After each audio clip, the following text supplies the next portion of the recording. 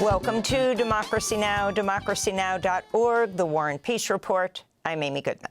The United Nations says Israel's war on Gaza has created a human-made abyss that will cost more than $70 billion in reconstruction over several decades.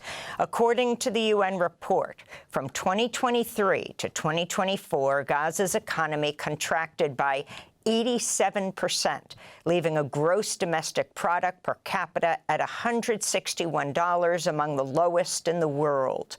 This comes as Israel repeatedly violates the U.S.-brokered ceasefire.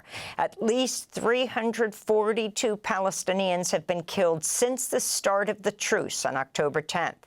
Meanwhile, a new study from the Max Planck Institute for Demographic Research in Germany says the death toll in Gaza likely exceeds 100,000 people.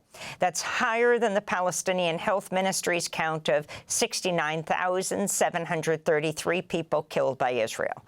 According to the study, life expectancy in Gaza fell by 44% in 2023 and 47% in 2024, compared with what it would have been without the war, equivalent to losses of 34.4 and 36.4 years, respectively, unquote.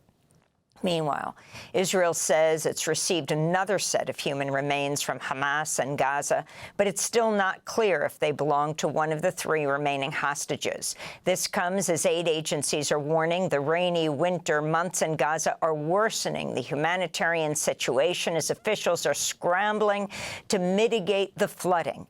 Nearly all of Gaza's 2 million residents are displaced and forced into tents or shelters with no proper sewage facilities. Palestinians are forced to dig cesspits for toilets near their tents that are now overflowing with heavy rainfall. Inside the tent, children are tripping and falling. There are illnesses everywhere. Look, we're getting sick. Look at the pot. I'm collecting the water so my children won't get sick. Do you see? I am taking the water out of my tent so my children won't get sick. All of this causes disease and spreads bacteria. Look at the hole in the ground. See how they fall and sink into the water?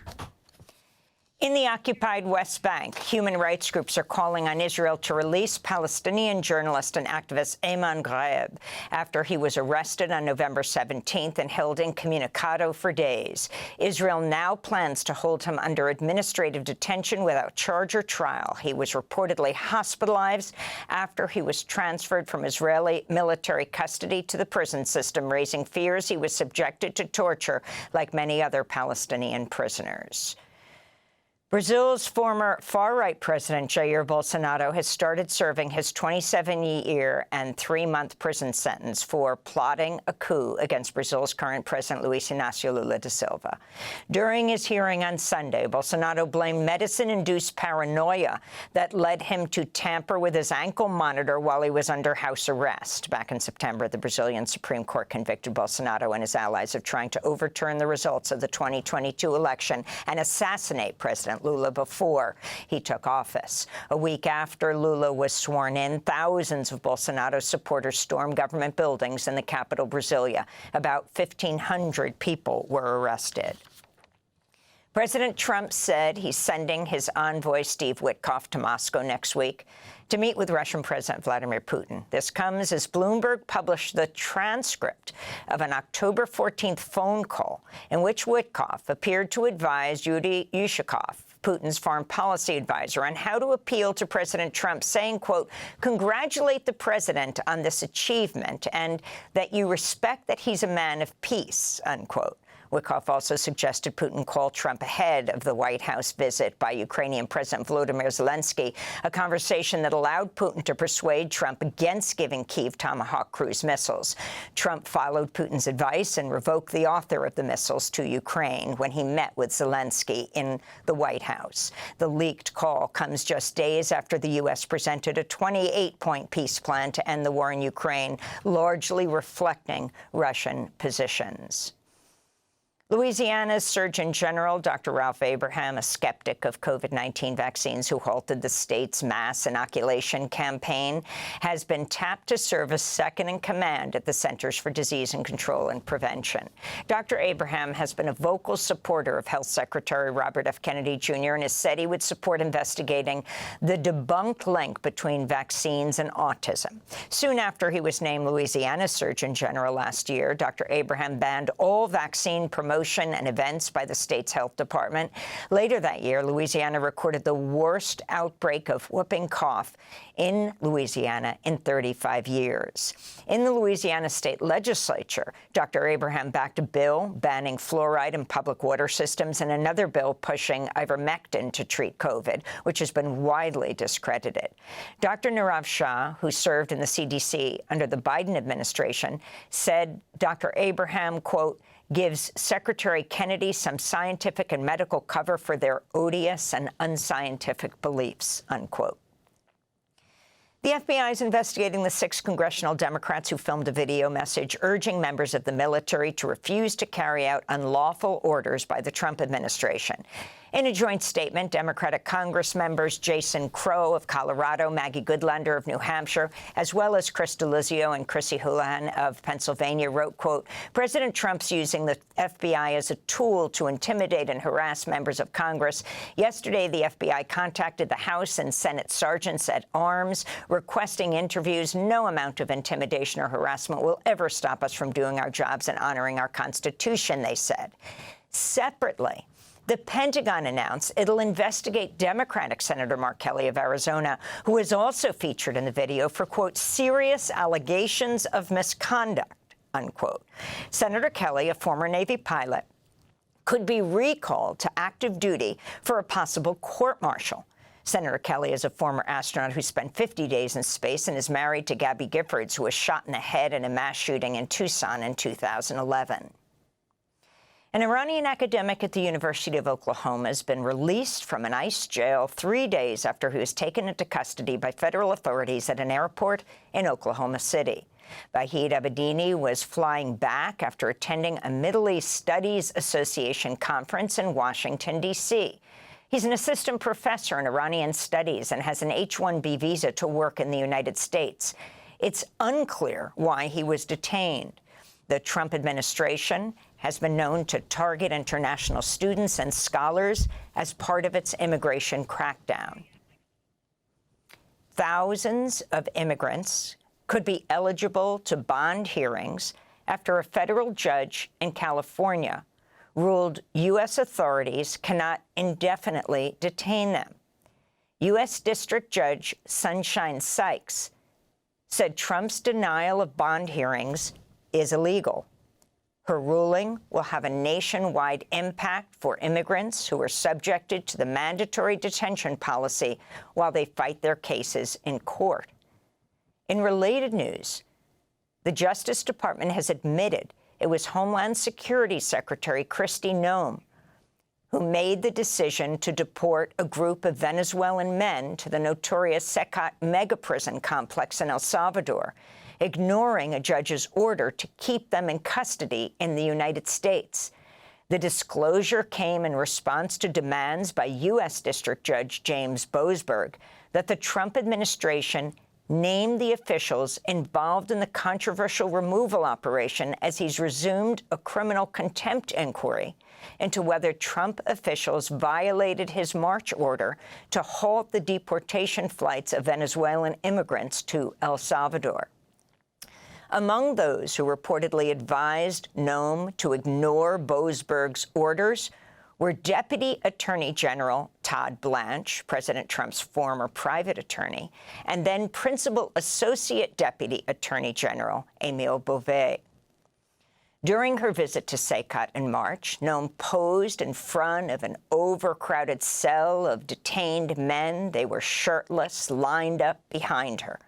Several of the Venezuelans sent to Secat by the Trump administration, who've since been released, described being tortured as well as sexually and physically abused by guards. David Huerta, head of Service Employees International Union California, the state's largest union, has pleaded not guilty to a misdemeanor after he was arrested and accused of obstructing an ICE raid in Los Angeles in June. Prosecutors had initially charged him with a felony, which would have carried a maximum sentence of 6 years in prison if convicted. David Huerta spoke outside court on Tuesday. These charges are baseless. They are an attempt to silence anyone who dares to speak out, organize, or demand justice. I will not be silenced. I look forward to presenting my case and being exonerated. I will continue to stand with you until every worker and every family is safe from raids, separation, and fear, and our constitutional rights are protected. In Thailand, catastrophic flooding in the south of the country has killed 33 people and displaced more than 2 million people in the past week. The Thai military sent troops, helicopters, and boats to rescue stranded people, some of whom are trapped on roofs and clinging to electrical wires to stay above the flooding. Experts say this year's monsoon season has been heavier than usual in Southeast Asia due to climate change. To see all our coverage of the UN Climate Summit in the Amazon in Belém, Brazil, you can go to democracynow.org. In Nigeria, President Bola Tinubu said that all 24 schoolgirls kidnapped last week in northwest Nigeria have been rescued. More than 300 students and staff from a Catholic boarding school were abducted last Friday. 50 of the kidnapped students managed to escape over the weekend. This is 13-year-old Stephen Samuel, who escaped the gunmen. I run. He did not see me. I run. I start going. I don't know where I should follow. I don't know the place that I can follow. But I just describe the road that we follow before. I'm going. We met with one of our neighbor here. And he saw me. I know him. He know me. And now carry me to their house. And I gave me clothes to wear, and I bring me to my house. President Trump yesterday turned the annual Thanksgiving holiday turkey pardon into a campaign-style rant against his political enemies and fat-shamed Illinois Governor J.B. Pritzker. President Trump also again vowed to send federal troops to Chicago. The mayor is incompetent, and the governor is a big fat slob. He ought to invite us in, say, please make Chicago safe. We're going to lose a great city if we don't do it quickly. And President Trump is reportedly considering a proposal to extend health insurance subsidies under the Affordable Care Act. Divisions over extending the health care subsidies were at the heart of the 43-day federal government shutdown, the longest in U.S. history, with Democrats insisting on continuing the subsidies. Millions of people in the U.S. face spiking health care costs when the tax credits expire at the end of this year. On Monday, Bishop William Barber gave a eulogy in Raleigh, North Carolina, decrying Trump's cuts to health care, public health funding, and other essential government programs. Before they ever passed this bill, 87 million people didn't have health care or were uninsured. Before they ever passed this bill, there were 140 million people who were poor and low wealth. Before they ever passed this bill, 800 people were dying a day from poverty. We were already in crisis before they passed the bill, and this bill adds to the crisis and destroys more lives. Bishop William Barber will join us later in the broadcast to talk about health care and ICE raids in North Carolina after federal agents arrested 370 people in immigration raids. And those are some of the headlines. This is Democracy Now!, democracynow.org, the War and Peace Report. I'm Amy Goodman in New York, joined by Democracy Now!'s Juan Gonzalez in Chicago. Hi, Juan. Hi, Amy, and welcome to all of our listeners and viewers across the country and around the world. Thanks for watching Democracy Now! On YouTube. Subscribe to the channel and turn on notifications to make sure you never miss a video. And for more of our audience-supported journalism, go to democracynow.org, where you can download our news app, sign up for our newsletter, subscribe to the daily podcast, and so much more.